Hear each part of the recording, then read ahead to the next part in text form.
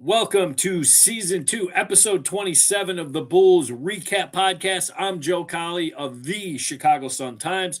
You can follow me at thesuntimes.com or whatever it is. On Twitter at jcolleyhoops, X, whatever it is. I'm back from the road trip from hell. And boy, was it a last interesting 24 hours. There's so much out there about the Jaden Ivey situation. And so much of it is uninformed from outside the locker room, missing the point, in my estimation, of what's going on. So let's start there. Obviously, Jaden Ivey was waived by the Bulls for conduct detrimental to the team. He's been on social media live for, it feels like days now. Speaking his religion, all that's fine. Yesterday, he took it a step further. He's speaking his religion. He brought up LGBTQ community. It's unrighteous. Pride Month is unrighteous. The NBA's affiliation, blah, blah, blah, whatever. Okay. Soon after that, I got word Bulls were livid, obviously. Not because only those comments, but because of the ongoing thing. And this is what people are missing. Yesterday was not a singular incident that they just said, we are seeing a guy speaking out to LGBTQ and calling them unrighteous, and that's it. This was strike 3, maybe even strike 5. This has been a guy from day one. He's been showing up. He's been doing the work. That's not the issue. The issue that people are missing is the locker room, the clubhouse, when I covered baseball, is a sanctuary. Okay? You have the one place, the foxhole, where these guys can gather. And whether it's a good team or a crap team, it doesn't matter. That is their home away from home. That is their house. And just like you don't want a neighbor in your house being weird, you don't want a neighbor or a teammate or a member of your family, an uncle, in your house being weird. So let me take you back to the White Sox days. 2005, they win the World Series. To this day, tightest clubhouse, tightest group of guys I had ever seen, and I said that in spring training of that year. I didn't know they'd win a World Series. I didn't say that. But it was just a group that just when push came to shove, over 162 games, these dudes had each other's back. Okay. And then we all know what they did. 2006, they make some changes. They add the Swishalicious, Todd Swisher. Instantly, he wasn't preaching religion. He wasn't talking about the righteous and the unrighteous, but he was different. He was odd. He was a self-promoter. He went against the grain of the fabric that clubhouse was built. It took maybe 2 to 3 weeks. I was told they flew down to play an exhibition game. There was a split squad. One went down to Mexico. The other stayed up. The one that went down to Mexico, they're on the team plane. Swishalicious gets up in the team plane, gets like some kind of board and pretends he's surfing down the aisle. It wasn't funny. It was weird. They were about the business of trying to repeat. And, dude, what are you doing? That started it all. And then it just kind of went from there. So the entire year, they finished with 90-some games. And I think Ozzy, Swish got benched. And so it disrupted the clubhouse. It made guys uncomfortable. And he was saying nothing to them personal about religion or what you should be doing as a person. It was just his character just didn't vibe. That's their workplace. Now let's go to the Bulls. They aren't a winning team. They aren't even close to a winning team. But what that group was before the trade deadline was as tight as it comes. Probably one of the better clubhouses I covered as far as men, just men, holding each other accountable, being able to talk to each other, having the same complaints, the same bitches, the same finger pointing of what went wrong. And then that goes away. Enter Jaden Ivey. From day one, his initial press conference, we were kind of warned. Hey, he's a preacher. He's a Jesus guy. Fine. I've dealt with all kind of Jesus guys. I've had long conversations. Both Kobe's very religious. Io is very religious. Modest is very religious.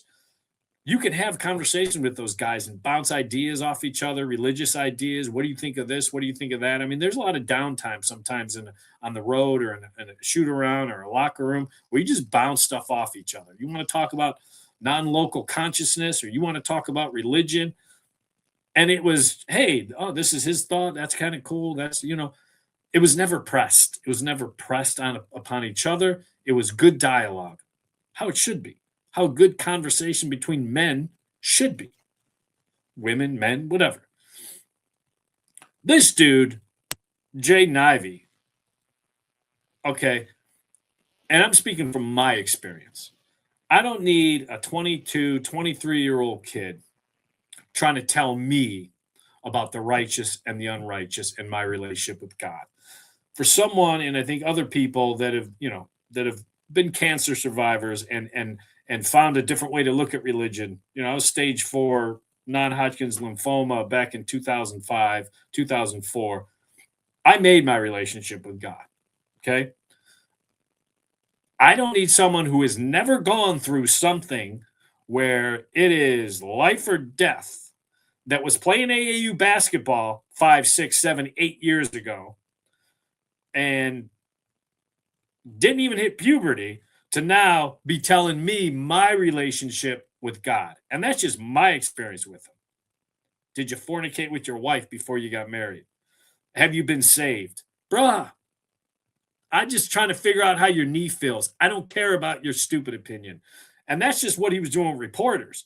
Now he's doing that with coaching staff, with teammates. These dudes are 23, 24, 25, 26 with millions of dollars. This was not a party crew. They weren't going out and having fun. I mean, they went out and they did their things, but I would not call this a wild type of group compared to some of the Bulls teams I covered. But these dudes don't want you killing everything in the locker room with your weirdness, preacher. They didn't want it. That's where the red flag started. That's where the concern started.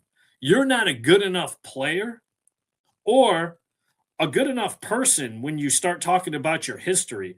You slapped your wife, you were addicted to pornography, you were this and this, but now because you figured yourself out, you're going to tell me how I have to figure myself out. That is not going down in an NBA locker room. It doesn't go down. It is weird. And it doesn't fit. It has nothing to do with a bunch of people from the left saying this, and people from the right and religious people coming out and saying the Bulls hate Jesus, blah, blah, blah. The Bulls made their decision based on the Bulls. I'm just telling you this dude's experience with the locker room, the one place, the house that he had to protect and act like a normal person around his brothers, his 14 other brothers. Okay? That's where this thing went astray. What he said about the righteous and other, that's the Bulls' decision.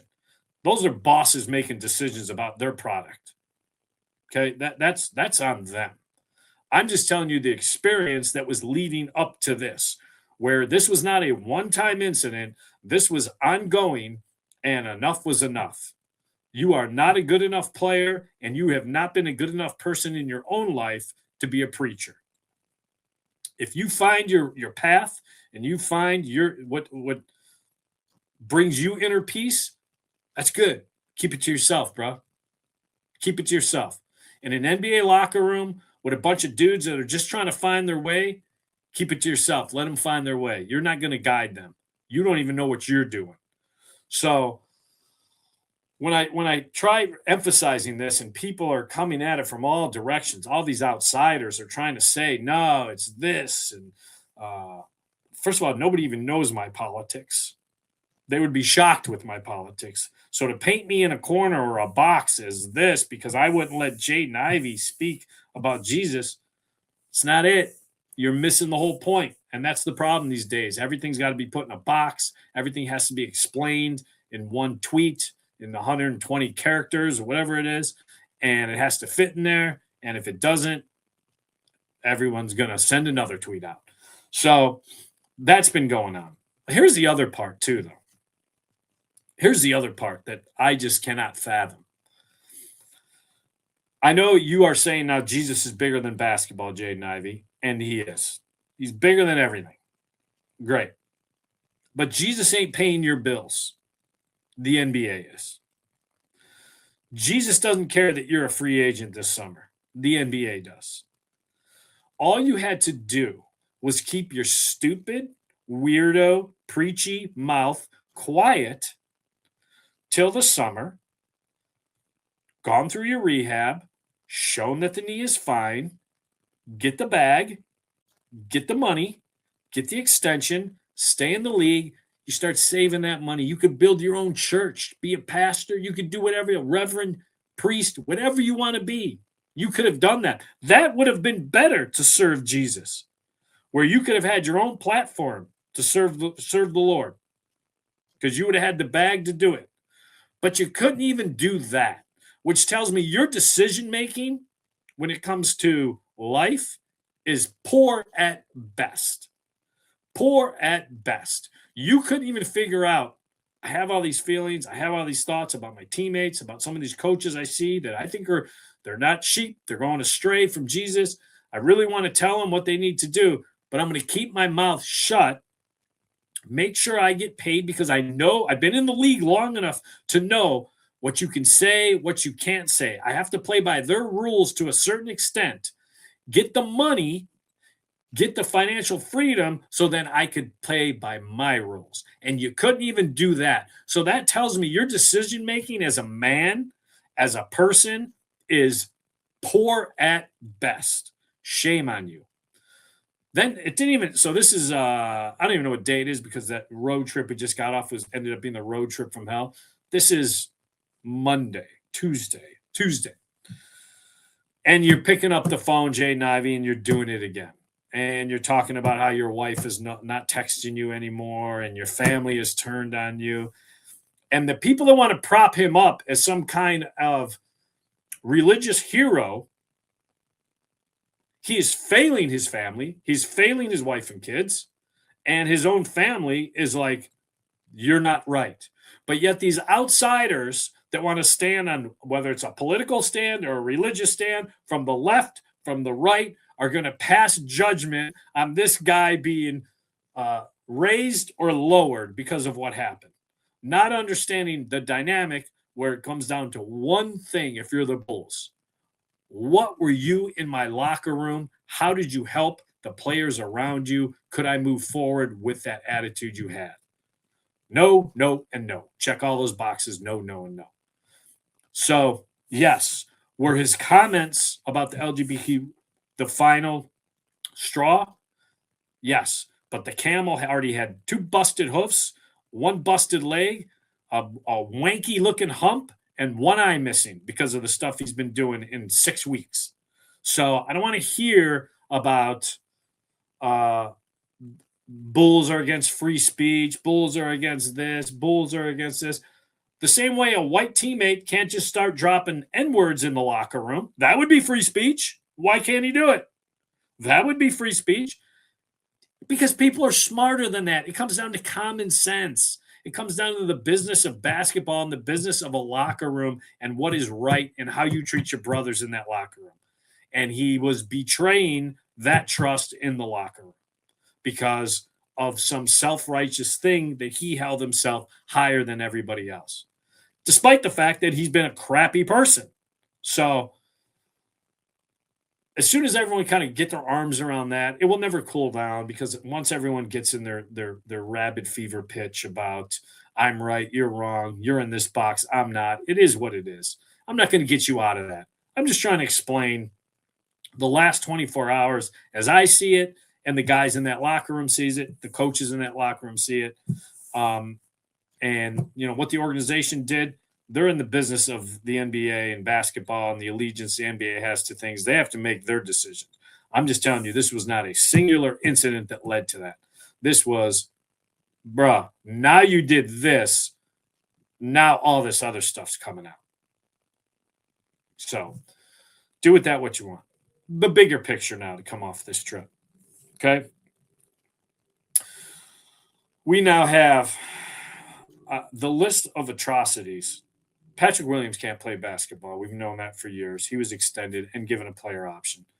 Patrick needs a complete change of scenery and is telling guys he wants a complete change of scenery. He thought he was getting traded at the trade deadline. He was telling guys, I need to be traded. I'm going to be traded. And guys had to tell him, P, you're $18 million a year. Nobody is trading for you. His own teammates had to tell him that. You are not good enough to be traded for that money. So that was the number 4 pick overall. They haven't had a top 5 pick since. Modest, I like Modest. I think Modest is going to be a player. I've always been team Modest. Josh Giddey, I like Josh Giddey. The roster construction is atrocious. I can tell you that the players have lost faith in this front office. They were losing faith. I'd say the first person I heard that say they didn't trust his front office was probably Zach LaVine. So it's been going back a little bit. But by the beginning of this year, I think they started off well and they're like, okay. But that was more of they believed in Billy Donovan and the system. They didn't believe in the front office. It's completely off the rails. So the players don't believe in this front office. The front office has failed this organization in so many ways over the last couple of years. Your first thing was you extended Vooch instead of trading Vooch when Vooch was still a valuable asset. You extended him. You thought you could continue to run this thing back. You based your entire offseason of last year on a 15-5 March, despite one reporter saying never evaluate your basketball team in the month of March. It's like evaluating your baseball team in September. You never do it. It is a fugazi. And if you are chasing that fugazi, you are naive. They did that. Kept everything the same. They brought back a locker room, and this is just recent. I could go down a list of crap. I mean, we've gone through over it. They brought back a locker room that had 7 potential free agents. Basically, you're saying this boat has to sail at maximum speed and not hit a single wave, because if it does, I know what happens. Guys are going to start looking. Are they going to trade me? Are they trading me? Are they trading me? Then you have disruption. And once guys started getting injured and the fast start went off the tracks, that's exactly what you saw. Poor basketball. Inconsistent basketball, I should say that. So then they trade. Ayo, give him away. Kobe, give him away. Vooch, give him away. Herder, give him away. And then they bring in a bunch of more potential free agent guys that are – one player told me, look, I think Colin Sexton is a good guy. I don't even remember what game it was on this road trip, but they even said maybe it was Philadelphia. I don't even remember. It's all blur. They said it was the most selfish basketball they've seen a player play in the last couple of years. And it's not Colin's fault. Colin seems right around the wall. I got to prove to the rest of the league that I can play. This is the environment that the front office created. This is what they've done. Bad decision after bad decision, holding on to assets too long. And then out of all of this, here's the beautiful part of it. You set yourself up for failure in the perfect way at the trade deadline, even though you had won too many games to really chase top 5, top 6 lottery odds. Not a lottery pick. It's got to go through the system. But you set yourself up to at least do that. And instead of telling your coach, hey, medical is going to be bumping this guy out, this guy out, this guy out. When we play this team, he'll play, but we'll bump. Instead of doing the right thing, you stood down and said competitive integrity. We're here to win games. And you still won a couple more games you shouldn't have won. So now you're neck and neck with Milwaukee for 9-10, and you're like, oh, no big deal. It's only 1.5 percentage point for the first overall pick. Yeah, but you know what? It is almost 7% for a top 4 pick. And for a team that has no talent, you need as good a choice as you can get and as easy a choice as you can make, because you'll botch it up if not. So what I'm saying is this. Wrote this in the Sun Times. I stand on this. I thought Michael Reinsdorf and Jerry Reinsdorf, when they cut and waived Jaden Ivey, it should have been a Godfather 1 ending. It should have been, they're taking care of all family business on that Monday night, the baptism scene. Jaden Ivey, you're gone. Mark Eversley, you're gone. Arturas, you're gone. Get me Billy on the phone. Billy, here's the situation. Do you still want to coach? If you want to coach, I want you to figure out what executive or general managers you want to work with, because we're keeping you. If you don't, would you want to move up in the front office, hire your own coach, and you start picking up the personnel? That should have been done Monday. And then on top of that, Modest, we've seen enough from you. You played enough minutes. You're good the rest of the season. You're shut down. Josh, Mr. Triple Double, had him on the podcast last week. He was great. Love what you did this year. We think you're a piece. We think you're a dude. You're shut down. Rob Dillingham, we need to see you as a starting guard and see what you could do for 34 minutes. That's what we need from you. Trey Jones, we love everything about you. You're shut down. Pretty simple. Yabu, you're out of here this year. Get your ass out there. You're playing. Nick Richards, whenever you decide to talk to somebody, maybe you get your ass out there and play. Whoever. Yuki, go get him, Yuki. The fans love you. Go get him, Yuki. That's what should have happened. And they couldn't even do that right. So here we are off a road trip, 7 games left. The Bulls are not just bad, they are back in the spotlight of national embarrassment. And the solution would have been easy. We got rid of Jaden Ivey. We got rid of the men that brought him here, Arturas, Mark Eversley. And I will say this, when Arturas was hired, there's not one person I said he wasn't a good hire. Not one person. There was no red flag whatsoever. To a man, everyone around the NBA is like, brilliant hire. His first 2 years, he comes in, he fires Gar Foreman. He purges the roster. After that 1 year, after the look, he gets Vooch when no one thought Vooch was gettable. Fired Jim Boylan, got Billy Donovan, off and running. It's a $1 billion business, and sometimes guys go wrong, and sometimes guys get bad at their jobs. You got to pivot off those guys. You can't say he started off hot for 2 years and has given us 4 years of nothing, just a big crap burger that everybody's chewing on. So they should have got off him then, or they should have got off him on Monday and just said, Ivy's gone, Arturas is gone, Mark is gone. We are a rudderless ship for the time being. We don't care. The season's a lost season anyway. And we will have a meeting with Billy Donovan at the end to see exactly what Billy Donovan wants. Billy has a great pipeline to coaches, college coaches. Players love him. Just talk to some of the guys, Joakim Noah, Horford, some of the guys that have coached years and years later. Swear by the guy. Modest Buzelis, I did a story on him on this road trip. Just about how much Billy means to him, and if Billy would walk, just how devastating it would be. So that's the guy you keep up there. Whether coach or the front office, you empower him to make those choices. Look, this is bad. This is embarrassingly bad. This is now national story bad. And ass has got to be held accountable. And it shouldn't just be Jaden Ivey. Jaden Ivey's just a weird dude who just – good luck, Jaden. I hope you find the piece you're looking for, the platform you're looking for to preach. But it wasn't the Bulls locker room. So, it's been quite some time since it's been as crazy a week for Bulls basketball. It never ceases to amaze me whenever you think the circus is just about over. They pop up another tent. Another clown car pulls up and 55 clowns come falling out. And right now, Arturas and Mark Eversley are 2 of them. So that's it. That's the rant. That's the list. That's the whole shebang. It was a long road trip. Until next week, I got next.